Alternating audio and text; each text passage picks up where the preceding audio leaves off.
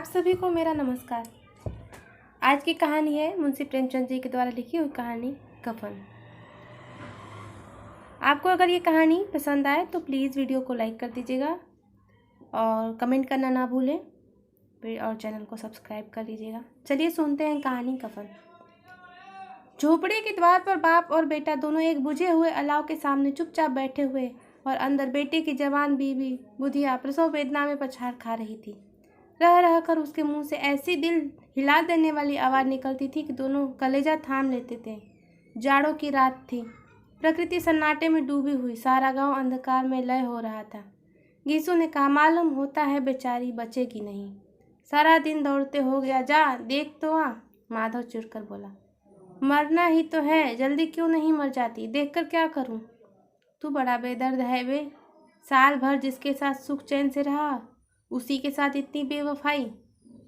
तो मुझे तो उसका तड़पना और हाथ पांव पटकना नहीं देखा जाता।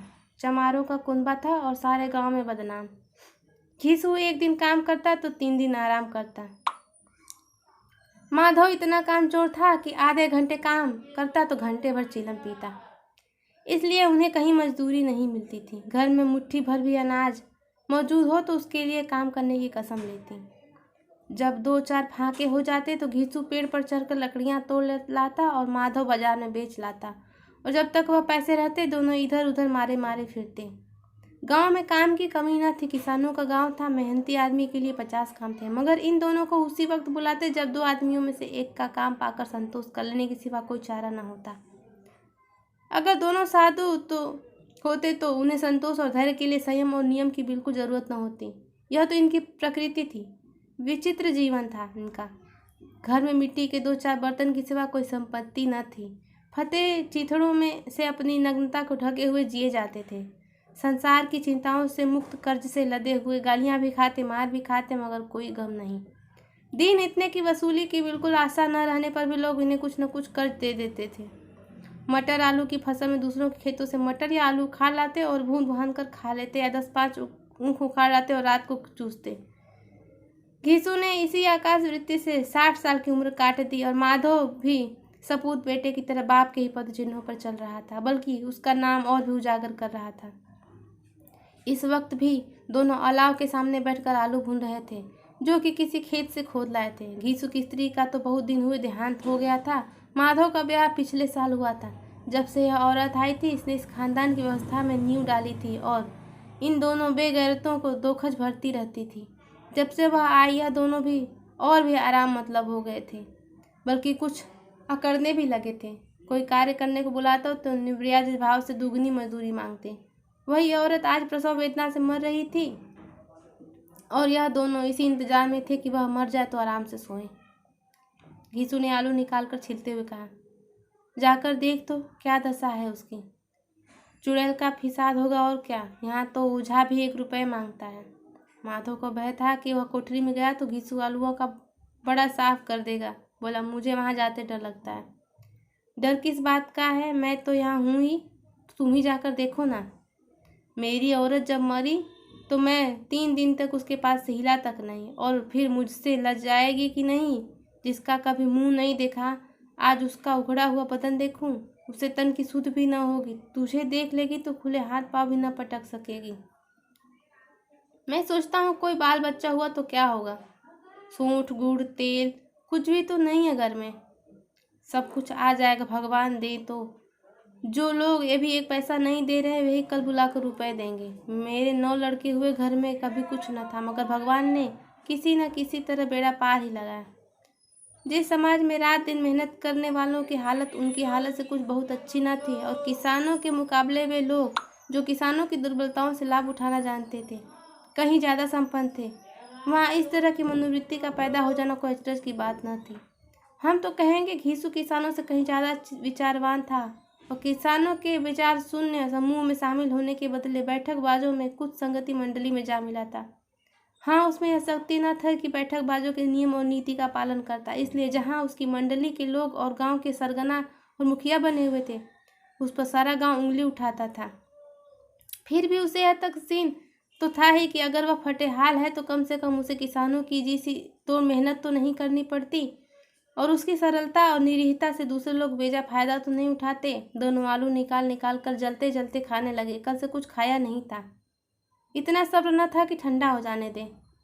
कई बार दोनों की जबान जलने लग गई। छिल जाने पर भी आलू का बाहरी हिस्सा जबान, हलक और तालू को जला देता था और उस अंगारे को मुंह में रखने से ज़्यादा खैरियत इसी में थी कि वह अंदर पहुंच जाए। माँ उसे ठंडा करने के लिए काफ़ी सामान थे, इसलिए दोनों जल्द जल्द निकल जाते। हालांकि इस कोशिश में उनकी आंखों से आंसू निकल आते। घीसू को उस वक्त ठाकुर की बारात याद आई जिसमें 20 साल पहले वह गया था। उस दावत में उसे जो तृप्ति मिली थी वह उसके जीवन में एक याद रखने लायक बात थी और आज भी वह उसे याद ताजी थी। बोला वह भोज नहीं भूलता। तब से फिर उस तरह का खाना और भरपेट नहीं मिला। लड़की वालों ने सबको भरपेट पूड़ियाँ खिलाई थी। सबको, छोटे बड़े, सबने पूड़ियाँ खाई थी और असली घी की चटनी, रायता, 3 तरह के सूखे साग, एक रस्सेदार तरकारी, दही, चटनी, मिठाई। अब क्या बताऊं कि उस भोज में क्या स्वाद मिला। कोई रोक टोक न थी। जो चीज़ चाहे मांगो, जितना चाहे खाओ। लोगों ने ऐसा खाना खाया, ऐसा खाया कि किसी से पानी न पिया गया। मगर परोसने वाले हैं कि पत्तल में गर्म गर्म गोल गोल सुवासित कचौड़ियाँ डाल देते हैं। मना करते हैं कि नहीं चाहिए। पत्तल पर हाथ रोके मगर वह हैं कि दिए जाते हैं। और जब सबने मुंह धो लिया तो पान इलायची भी मिली, मगर मुझे पान लेने की कहाँ सोचती। खड़ा न हुआ जाता था। चटपट जाकर अपने कंबल में लेट गया। ऐसा दिलदलियाव था वह ठाकुर। माधव के इन पदार्थों का मन ही मन मजा लेते हुए कहा, अब हमें कोई ऐसी भोज नहीं खिलाता। अब कोई क्या खिलाएगा। वह जमाना दूसरा था। अब तो सबको किफ़ायत सूझती। शादी ब्याह में खर्च मत करो, क्रियाकर्म में मत खर्च करो। पूछो गरीबों का माल बटोर बटोर कर कहाँ रखोगे। बटोरने में तो कमी नहीं है, हाँ खर्च करने में किफ़ायत सूझती है। तुमने एक 20 पूड़ियाँ खाई होंगी। 20 से ज़्यादा खाई थी। मैं 50 खा जाता। 50 से कम मैंने न खाई होंगी। अच्छा पका था। तू तो मेरा आधा भी नहीं है। आलू खाकर दोनों ने पानी पिया और वहीं अलाव के सामने अपनी धोतियाँ ओढ़कर पाँव पेट में डाले सो रहे, जैसे 2 बड़े बड़े अजगर गेड़ुलियाँ मारे पड़े हों। और बुधिया अभी तक कराह रही थी। सवेरे माधव ने कोठरी में जाकर देखा तो उसकी स्त्री ठंडी हो गई थी। उसके मुंह पर मक्खियाँ भी न गई थी। पथराई हुई आंखों ऊपर टंगी हुई थी। सारी देह धूल से लथपथ हो रही थी। उसके पेट पर बच्चा मर गया था। माधव भागा हुआ घीसू के पास आया। फिर दोनों जोर जोर से हाय हाय करने और छाती पीटने लगे। पड़ोस वालों ने यह रोना धोना सुनत दौड़े आए और पुरानी मर्यादा के अनुसार इन अभागों को समझाने लगे। मगर ज़्यादा रोने पीटने का अवसर न था। कफन की और लकड़ी की फिक्र करनी थी। घर में तो पैसा इस तरह गया था जैसे चील के घोंसले में मांस। बाप बेटे रोते हुए गांव के जमींदार के पास गए। वह इन दोनों की सूरत से नफरत करते थे। कई बार इन्हें अपने हाथों से पीट चुके थे चोरी करने के लिए, वादे पर काम न आने के लिए। पूछा क्या है बे घुसुआ, रोता क्यों है? अब तो तू कहीं दिखलाई भी नहीं देता। मालूम होता इस गांव में रहना नहीं चाहता। घीसू ने जमीन पर सिर रखकर आंखों में आंसू भरे हुए कहा, सरकार बड़ी विपत्ति में हूँ। माधव की घरवाली रात को गुजर गई। रात भर तड़पती रही सरकार। हम दोनों उसके सिरहाने बैठे रहे। दवा दारू जो कुछ हो सका सब कुछ लिया। मुँह दबा हमें दगा दे गई। अब कोई एक रोटी देने वाला भी न रहा। मालिक तबाह हो गए, घर उजड़ गए। आपका गुलाम हूँ। आपके सिवा कौन उस मिट्टी को पार लगाएगा। हमारे हाथ में जो कुछ था वह सब दवा दारू में उठ गए। सरकार की ही दया होगी तो उसकी मिट्टी उठेगी। आपके सिवा किसके द्वार पर जाऊं। जमींदार साहब दयालु थे मगर घीसू पर दया करना काले कंबल पर रखना था। जी में तो आए कह दे चल दूर हो जाए यहाँ से। यूँ तो बुलाने पर भी नहीं आता। आज जब गरज पड़ी तो आकर खुशामद कर रहा है। हरामखोर कहीं का बदमाश। लेकिन यह क्रोध या डर देने का अवसर न था। जी में कूटते हुए 2 रुपए निकाल कर फेंक दिए, मगर सांत्वना का एक शब्द मुंह से न निकला। उसकी तरफ ताका तक नहीं, जैसे सिर का बोझ उतारा हो। जब जमींदार साहब ने 2 रुपए दे दिए तो गांव के बनिए महाजनों को इनकार का साहस कैसे होता। घीसू जमींदार के नाम का ढिढोरा भी पीटना जानता था। किसी ने 2 आने दिए, किसी ने 4 आने। 1 घंटे में घीसू के पास 5 रुपए की अच्छी रकम जमा हो गई। कहीं से अनाज मिला, कहीं से लकड़ी। और दोपहर घीसू और माधव बाजार से कफन लाने चले।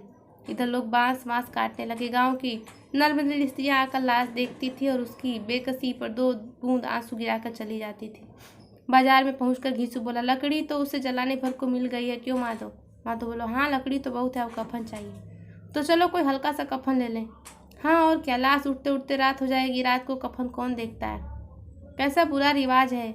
जिसे जीते जी तन ढाकने को चिथड़ा भी न मिले उसे मरने पर नया कफन चाहिए। कफन लाश के साथ जल ही तो जाता है और क्या रखा है। यही 5 रुपए पहले मिलते तो कुछ दवा दारू कर लेते। दोनों एक दूसरे के मन की बात तार रहे थे। बाजार में इधर उधर घूम रहे थे।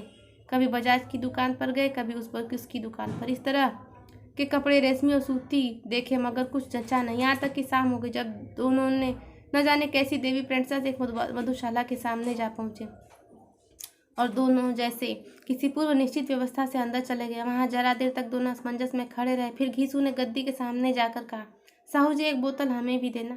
उसके बाद कुछ चिखौना आया, तली हुई मछली आई और दोनों बरामदे में बैठकर शांतिपूर्वक पीने लगे।